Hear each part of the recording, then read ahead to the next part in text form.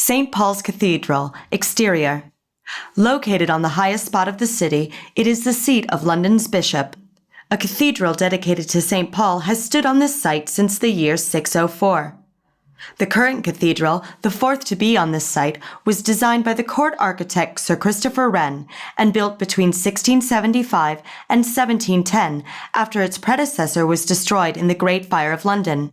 Its architectural and artistic importance reflects the determination of the 5 monarchs who oversaw its building. They believed that London's leading church should be as beautiful and imposing as their private palaces. The cathedral is built of Portland stone in a style that represents England's sober Baroque period. St. Peter's Basilica in Rome inspired its impressive dome. It rises 108 meters to the cross at its summit, making it a famous London landmark. Since the first service was held here in 1697, Christopher Wren's masterpiece is the place where people and events of great importance to the country have been celebrated.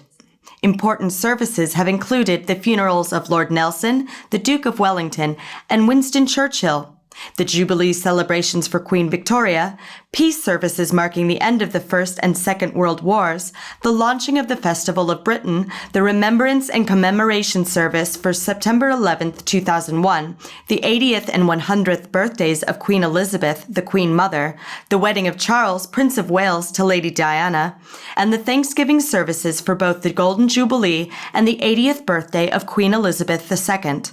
The cathedral even survived the Second World War, despite being targeted by the Blitz.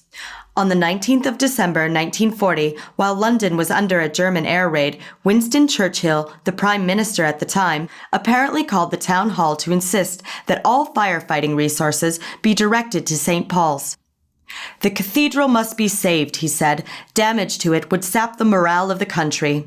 The cathedral engulfed in smoke became one of the most iconic images of the war, but thanks to the firefighters who worked all night, the sanctuary remained intact. Today, St. Paul's Cathedral is an active church where millions come to meditate and find peace, and also a symbol of the hope, resilience, and strength of the city and nation it serves, having the history of the country written in its stones.